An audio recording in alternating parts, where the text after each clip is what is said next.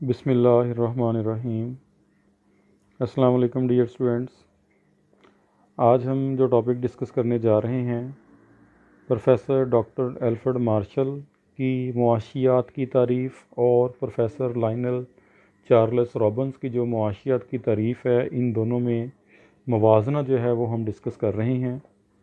Paper کے لیے یہ اس حوالے سے بڑا امپورٹنٹ کویشچن ہے کہ یہ آپ سے موازنہ بھی پوچھا جا سکتا ہے، اور اگر آپ اس کو سوال کو تیار کرتے ہیں تو اگر پیپر میں ایلفرڈ مارشل کا کویشچن الگ سے آ جائے تو بھی آپ اس کا جواب اسی سوال میں سے دے سکتے ہیں، اور اگر رابنس کا سوال پوچھا جائے پیپر میں الگ سے تو بھی آپ کو اسی سوال میں سے اس کا جواب مل سکتا ہے۔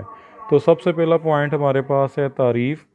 رابنس یہ مارشل نے کہا ہے کہ علم معاشیات انسان کی انفرادی اور اجتماعی کوششوں کے اس حصے کا جائزہ لیتا ہے جس کا گہرا تعلق اس چیز سے ہے کہ خوشحال زندگی کے مادی لوازمات کس طرح حاصل کیے جائیں، جبکہ دوسری طرف رابنس نے بات کی ہے کہ علم معاشیات انسان اور معاشرے کے طرز عمل کا مطالعہ کرتا ہے جس میں وہ لامحدود خواہشات کو محدود ذرائع سے پورا کرنے کی کوشش کرتا ہے۔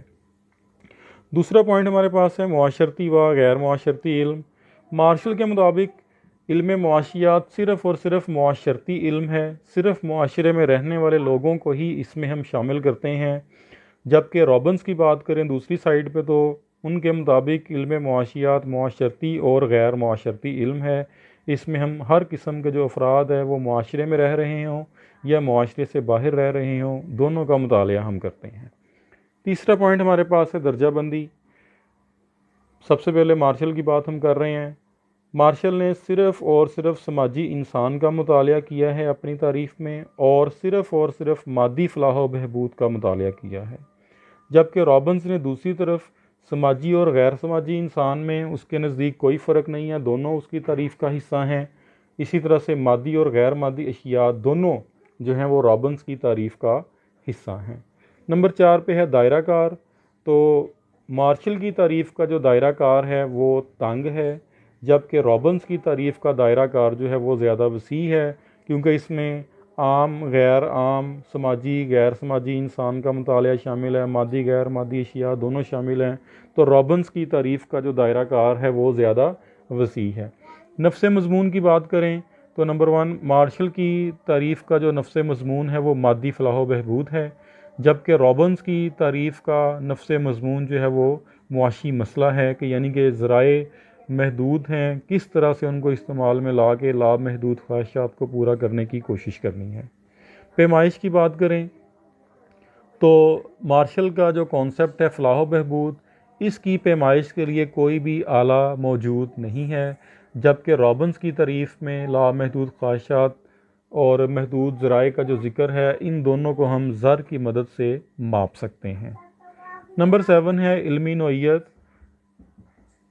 معاشیات علم الہدایت ہے مارشل کے مطابق، اس کا اچھائی اور برائی کے ساتھ تعلق ہے، جبکہ رابنس کے مطابق معاشیات علم الحقیقت ہے، یہ صرف حقائق کا مشاہدہ کرتا ہے اور ان کو جوں کا توں بیان کر دیتا ہے، اور رابنس کے مطابق معاشیات کا اچھائی اور برائی سے کوئی تعلق نہیں ہے۔ معاشیات سے تعلق یا جدید جو معاشیات کے کانسیپٹس ہیں ان کی بات کریں، پوائنٹ نمبر 8 ہمارے سامنے ہے۔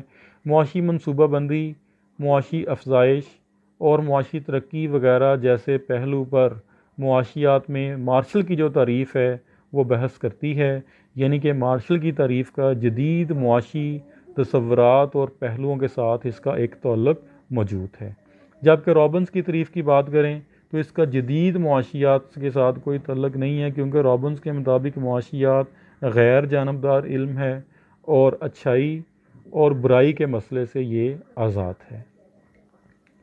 نمبر 9 ہمارے پاس ہے معاشرتی اور سائنسی علم۔ مارشل کے مطابق جو علم معاشیات ہے یہ ایک معاشرتی علم ہے، جبکہ رابنس کے مطابق معاشیات جو ہے یہ ایک سائنسی علم ہے۔ نمبر 10 پہ ہے ترجیح۔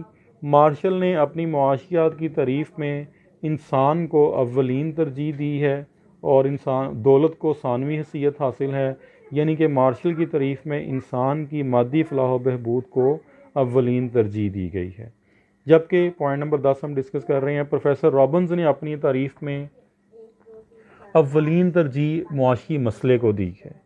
نمبر 11 ہمارے پاس بڑا امپورٹنٹ ہے، شعبہ خدمات۔ شعبہ خدمات کو مارشل نے اپنی ڈیفینیشن میں شامل نہیں کیا، یعنی کہ مارشل کی ڈیفینیشن میں پروفیسر، ڈاکٹر، انجینئر، وکیل یا اور اسی طرح سے جو بھی لوگ شعبہ خدمات کے ساتھ منسلک ہیں ان کو اس تعریف کا حصہ نہیں بنایا گیا۔ یہ چیز صرف مادی اشیاء کی بات کرتی ہے، غیر مادی خدمات کو شامل نہیں کرتی۔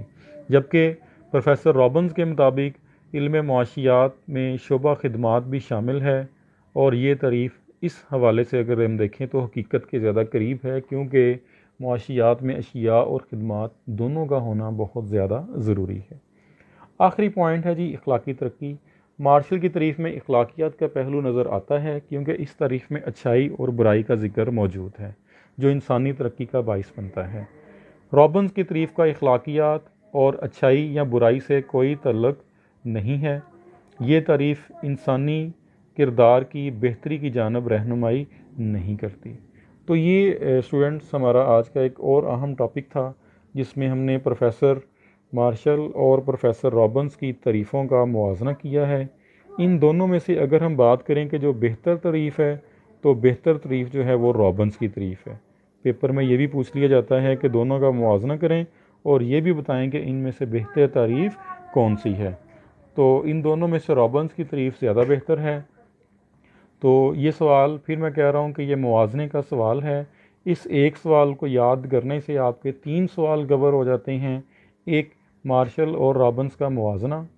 دوسرا، اگر پیپر میں الفریڈ مارشل کا سوال آ جائے تو آپ اس پوزیشن میں ہوتے ہیں کہ آپ انہی میں سے رابنز مارشل والے پوائنٹس لے کے مارشل کی تعریف یا اس سوال کا جواب دے سکتے ہیں، اور اگر رابنز کا سوال پیپر میں الگ سے آ جائے تو بھی اسی سوال کا دوسرا حصہ جو ہے وہ رابنز والا حصہ ہے، اسی میں سے ملا کے آپ اس کا سوال کا جواب دینے کے قابل ہو سکتے ہیں۔